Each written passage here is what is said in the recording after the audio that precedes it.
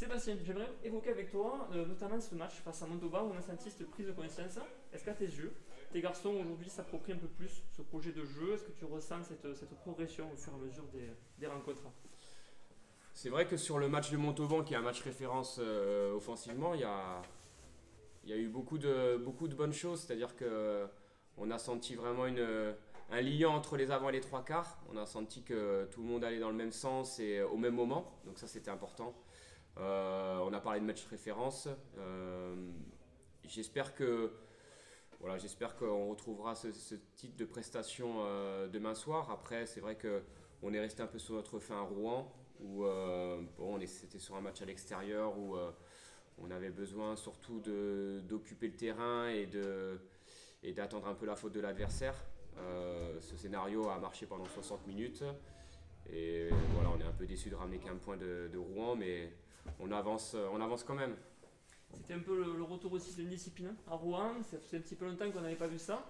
Tu l'attribues à quoi? C'est en termes de déconcentration, de... Entièrement d'accord. L'indiscipline, ça a été le mot d'ordre de cette semaine. Honnêtement, on a beaucoup insisté là-dessus. On a fait venir un arbitre, Pierre-Olivier Julien, qui nous a présenté une séance vidéo de toutes nos fautes que l'on a fait depuis le début de saison, celles que l'on peut éviter surtout. Donc on sait que l'indiscipline, sur l'ensemble des matchs, généralement quand on est trop indiscipliné, les matchs on les perd. Donc on a vraiment mis l'accent sur ce sujet-là cette semaine. Donc le mot d'ordre demain, c'est d'être discipliné pour voilà, après arriver à mettre notre jeu en place et à jouer chez l'adversaire et imposer nos séquences de jeu. Donc non, vraiment, c'était, je le répète, mais on en a beaucoup parlé cette semaine, ça a été le sujet principal. Donc je pense que les joueurs en ont pris conscience et ont envie de montrer qu'ils ont appris à ce sujet-là et qu'ils comprennent que être discipliné permet quand même de s'octroyer de grandes chances de victoire si ça se passe bien.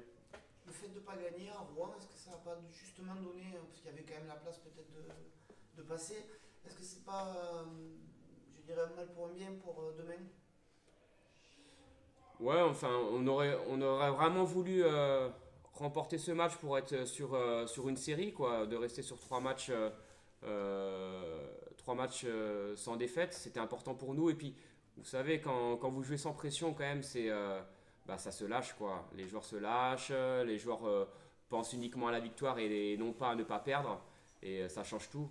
Donc c'est vrai que quand on a beaucoup de points d'avance au classement et qu'on est dans un certain confort, eh ben on a plus de volonté de proposer du jeu, d'attaquer et non pas surtout ne pas prendre de risques, etc. Donc non, franchement, je pense que voilà, on a raté le coche, on en est tous conscients, on en a parlé ensemble, on a raté le coche à Rouen. Alors après, on est très revanchard par rapport à ça.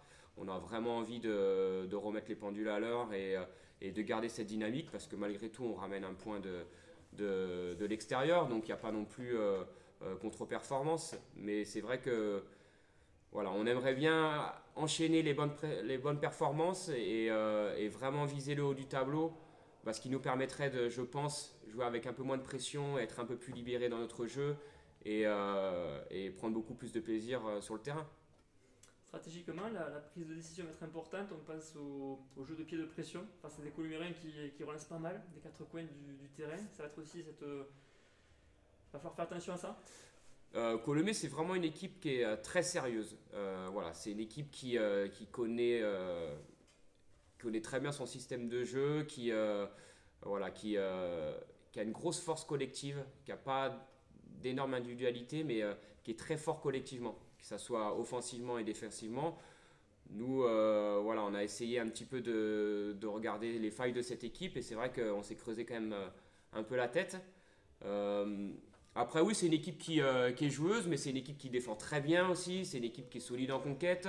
Voilà, je parle un peu pour ne rien dire, mais c'est une équipe du top 6. Et les équipes du top 6, eh ben, ça a un peu de faille. Donc, il va falloir surtout arriver à jouer dans l'avancée, imposer notre jeu, les mettre dans la difficulté, les faire reculer et être bon sur les collisions, être bon sur les phases de ruck pour pouvoir justement arriver à créer des choses. Je pense que si on s'installe dans un jeu un peu monotone, un peu de gain de terrain, etc. Je pense que voilà, je suis pas sûr que au final on arrive à s'en sortir. Donc il va falloir arriver à surprendre cette équipe et à la déstabiliser. Donc, voilà. Et Béziers deviendra alors une équipe du top 6? Bah, c'est prétentieux, oui et non, de parler de ça, mais c'est vrai que je préfère vous parler de Colomiers, de Aix, et de Nevers, de Biarritz et tout, plutôt que vous parler du bas du classement. Donc on va tout faire pour. C'est vrai que demain, c'est un match encore charnière pour nous. Si on veut vraiment s'installer dans le milieu haut de tableau, voilà, il va falloir 4 points demain.